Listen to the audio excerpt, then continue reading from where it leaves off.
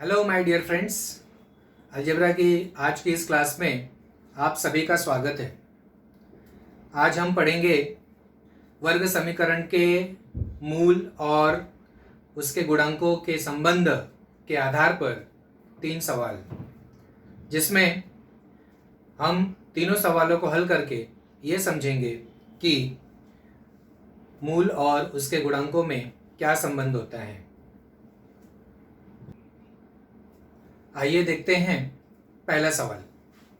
ये है हमारा पहला सवाल।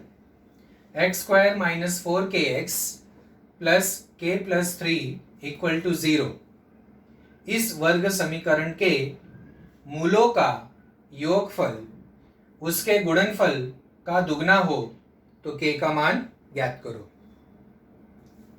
तो सबसे पहले इसमें जो वर्ग समीकरण दिया है वो लिखेंगे।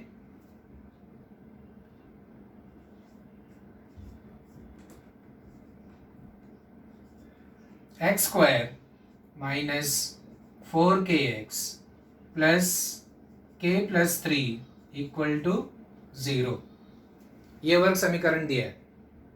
अब इसकी तुलना हम वर्ग समीकरण के मानक स्वरूप से करेंगे।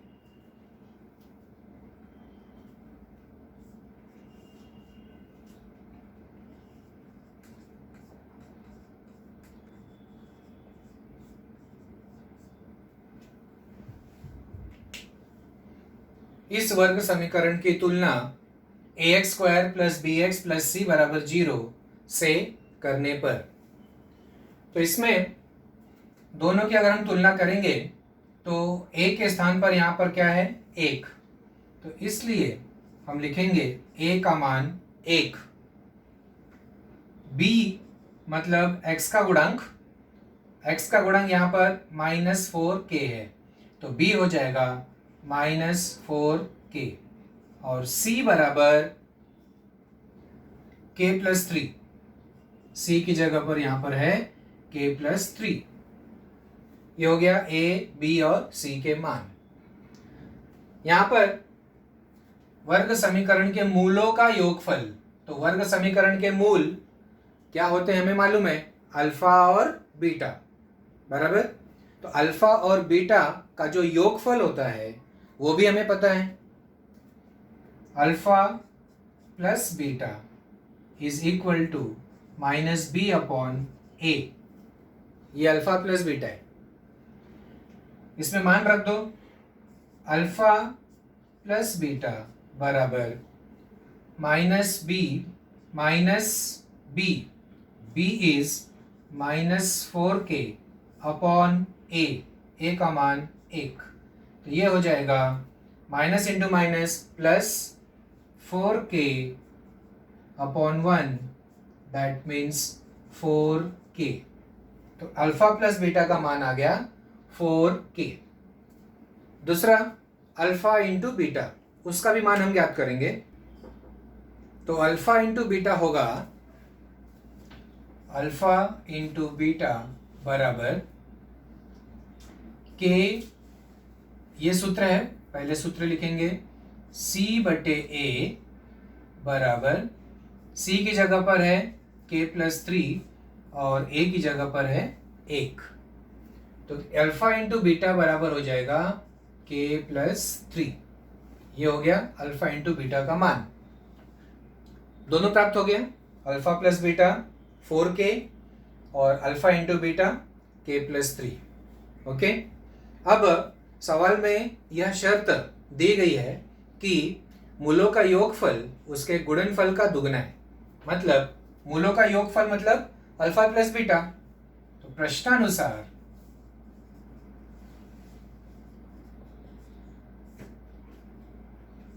प्रश्नानुसार क्या दिया है प्रश्न में, अल्फा प्लस बीटा मूलों का योगफल ये दुगुना है उनके गुणनफल का, ये शर्त दिया है, सवाल में दिया है मूलों का योगफल उसके गुणनफल का दुगना है, तो ये मिल गया शर्त हमें। अब इसमें हम अल्फा प्लस बीटा का मान रख देंगे। अल्फा प्लस बीटा कितना ज्ञात किया हमने, 4k बराबर 2 गुणे अल्फा इंटू बीटा कितना ज्ञात किया, k प्लस 3, ओके।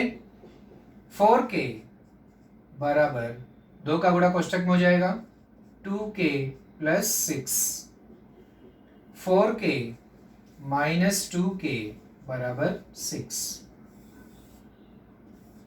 इसके बाद 4k माइनस 2k 2k होगा और ये है 6, इसलिए k बराबर 6/2, तो k बराबर 3। तो आ गया k का मान। देखा कितना आसान है k का मान याद करना। अब हम दूसरा सवाल करेंगे। यह है दूसरा सवाल। यदि अल्फा और बीटा यह y² माइनस 2y माइनस 7 बराबर 0 इस वर्ग समीकरण के मूल हों तो alpha square plus beta square और alpha cube plus beta cube का मान ज्ञात करो। ओके, तो देखेंगे हम कैसे ज्ञात करेंगे। अल्फा और बीटा इस वर्ग समीकरण के मूल है। तो वर्ग समीकरण ये दिया है, पहले इसको लिख लेंगे। y² माइनस 2y माइनस 7 बराबर 0, ये हमारा वर्ग समीकरण है। इसकी तुलना कर लो पहले कि तुलना ay² plus by plus c बराबर 0 से करने पर, ठीक है, जो वर्ग समीकरण में चरांक होगा वही चरांक मानक स्वरूप में भी लिखेंगे। अब इसमें a के स्थान पर क्या है 1, b के स्थान पर क्या है -2, c के स्थान पर क्या है -7, a b c। अब अल्फा प्लस बीटा का मान हम ज्ञात कर लेंगे। पहला हमें किसका मान ज्ञात करना है, alpha square plus beta square. तो ये हम कैसे ज्ञात कर सकते हैं, ये थोड़ा सोचना पड़ेगा कि alpha square plus beta square कैसे ज्ञात करेंगे। हमारे पास ये दो पद है alpha square plus beta square, इसको हम ज्ञात कैसे करेंगे, करेक्ट। तो इसको ज्ञात करने के लिए हमें ये सोचना पड़ेगा कि ये अल्फा का स्क्वायर है और प्लस बीटा का भी स्क्वायर है, मतलब दो वर्गों का योगफल है। तो ये कहाँ से प्राप्त होगा, कोई ना कोई सूत्र होगा जिसमें वर्गों का योगफल मिलेगा। तो उसके लिए हम ये सूत्र का उपयोग कर सकते हैं। आपको ये सूत्र पता है, alpha plus beta the whole square, right. ये सूत्र आपको पता है, मतलब किसका सूत्र, a plus B the whole square, जो आप हमेशा बचपन से पढ़ते आ रहे हो। a plus B the whole square बराबर क्या सूत्र है ये, a square plus 2ab plus B square, correct. ये सूत्र है। यहाँ a की जगह पे हम अल्फा लिखेंगे और b की जगह पे बीटा, तो ये सूत्र प्राप्त होगा alpha plus beta the whole square. तो this is equal to alpha square plus 2 alpha beta plus beta square. हमें मान किसका चाहिए, alpha square plus beta square का। तो यहाँ पर है alpha square plus beta square, बीच वाला जो पद है उसको बाएं साइड में ले लो। तो जब ये बाएं साइड में आएगा तो बाएं साइड में क्या हो जाएगा, alpha plus beta the whole square, ये यहाँ पहले से है, और 2 अल्फा बीटा लेफ्ट साइड में आ गया, तो -2 अल्फा बीटा बराबर यहाँ क्या बचा फिर, alpha square plus beta square. तो मिल गया हमें alpha square plus beta square. Alpha square plus beta square बराबर alpha plus beta the whole square -2 alpha beta. इसका मतलब ये हुआ कि हम अल्फा प्लस बीटा का मान अगर हमारे पास है और अल्फा इंटू बीटा का मान भी है हमारे पास, तो हम alpha square plus beta square का मान ज्ञात कर सकते हैं। तो इसका मतलब ये हुआ कि alpha square plus beta square का मान ज्ञात करने के लिए पहले हमें अल्फा प्लस बीटा का मान ज्ञात करना पड़ेगा इस समीकरण की सहायता से, और दूसरा अल्फा इंटू बीटा का भी मान ज्ञात करना पड़ेगा। तो पहले हम अल्फा प्लस बीटा का मान ज्ञात करेंगे जैसा हम पहले से करेंगे। अल्फा प्लस बीटा बराबर, हमें मालूम है क्या होता है, माइनस बी बटे ए। मान रख दो minus B upon A, is 1 बराबर माइनस इंटू माइनस प्लस 2/1 मतलब 2। तो अल्फा प्लस बीटा का मान हो गया 2। उसी प्रकार अल्फा इंटू बीटा बराबर होता है c/a। तो c बराबर क्या दिया है, -7/a, यानी ये हो गया -7। दोनों का मान याद कर लिया। अब हम सूत्र लिखेंगे वो वाला। वो सूत्र क्या है, alpha plus beta the whole square minus 2 alpha beta बराबर होता है alpha square plus beta square. जैसा अभी हमने देखा, alpha plus beta the whole square minus 2 alpha beta बराबर alpha square plus beta square. तो इसमें अब मान रख दो। अल्फा प्लस बीटा का मान क्या है, 2। तो यहाँ पे आ जाएगा 2 स्क्वायर माइनस 2 गुणे alpha into beta. Alpha into beta का मान क्या है, -7। तो यहाँ पे आ गया -7 बराबर alpha square plus beta square. 2 का वर्ग 4, माइनस इंटू माइनस प्लस 7 दूनी 14 बराबर alpha square plus beta square. 14 और 4 कितना होता है, 18 alpha square plus beta square. हो गया, alpha square plus beta square का मान आ गया, करेक्ट। ऐसे ही हम दूसरा वाला मान ज्ञात करेंगे। दूसरा हमें ज्ञात करना है alpha cube plus beta cube.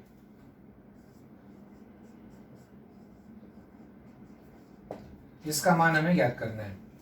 तो पहले थोड़ा सोचेंगे कि alpha cube plus beta cube कैसे ज्ञात होगा, ठीक है। उसके लिए हमें alpha plus beta the whole cube इस सूत्र का उपयोग करना पड़ेगा, जो सूत्र आपने पहले से पढ़ा हुआ है, a plus B the whole cube. ये सूत्र आपने पढ़ा हुआ है।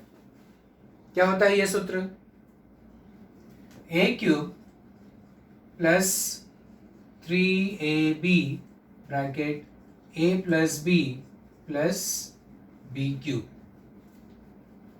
ओके, ये सूत्र है a plus B the whole cube is equal to a cube plus 3ab bracket a plus B plus B cube. तो यहाँ पे a की जगह पर हमारा क्या है, अल्फा, और b की जगह पर क्या है, बीटा द होल क्यूब। तो ये सूत्र क्या बनेगा, alpha cube plus 3 alpha beta alpha plus beta plus beta cube, ये सूत्र बनेगा। तो इसमें alpha plus beta the whole cube, और ये जो मध्यम पद है पूरा का पूरा मैं लेफ्ट हैंड साइड में ले लेता हूँ। तो यहाँ प्लस है, ये पूरा ये प्लस है, तो इसको यहाँ बाएं साइड में लाएंगे तो माइनस हो जाएगा। तो ये प्लस का माइनस और आगे 3 alpha beta into alpha plus beta, और यहाँ राइट साइड में क्या बचा फिर, alpha cube plus beta cube, correct. अब हमारे पास ये दोनों मान है, अल्फा प्लस बीटा और alpha into beta.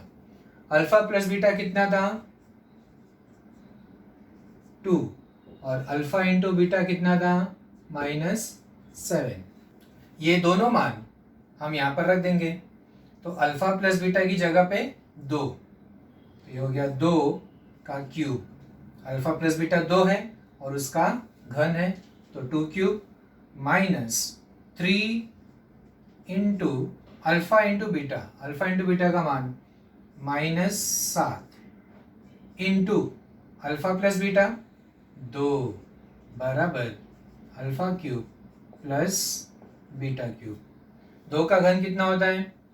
8, minus into minus plus, 3 सत्ते 21, 21 दूनी 42 बराबर alpha cube plus beta cube. 42 और 8 50, alpha cube plus beta cube. ज्ञात हो गया इसका मान भी, alpha cube plus beta cube बराबर 50। ओके, तो जो भी हमने मान ज्ञात किया alpha square plus beta square, वो भी हमने कहाँ से निकाला था? सूत्र से।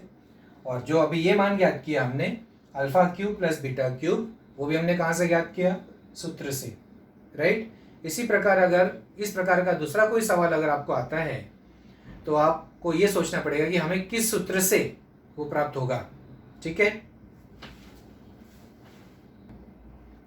अब हम तीसरा सवाल करेंगे और यह है हमारा तीसरा सवाल।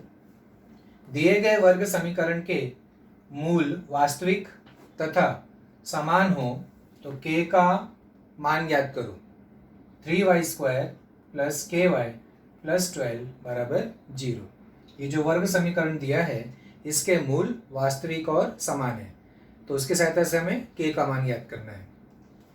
इसमें पहले जो वर्ग समीकरण दिया है इसकी तुलना करके a b c का मान ज्ञात कर लेंगे। तो पूरा लिखेंगे कि इसकी तुलना ax square plus bx plus c बराबर 0 से करने पर हमें a b c का मान प्राप्त होगा।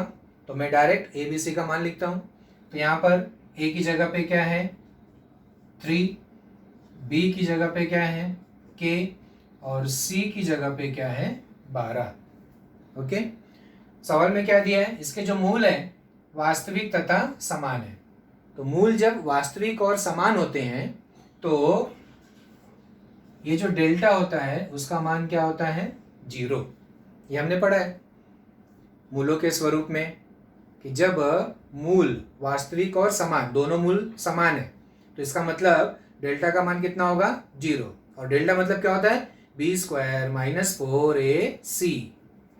तो b स्क्वायर माइनस 4ac बराबर 0। तो हमारे पास a b c का मान है। इसके बाद हम यहाँ पे लिखेंगे समीकरण के मूल वास्तविक तथा समान है, इसलिए डेल्टा बराबर होगा 0। अर्थात b स्क्वायर माइनस 4ac बराबर क्या होगा? 0। b स्क्वायर माइनस 4ac बराबर 0। तो b की जगह पे क्या आएगा? k स्क्वायर, क्योंकि b का मान k है तो k square minus 4ac c का मान 12 बराबर 0। k स्क्वायर माइनस 4ac बराबर 0।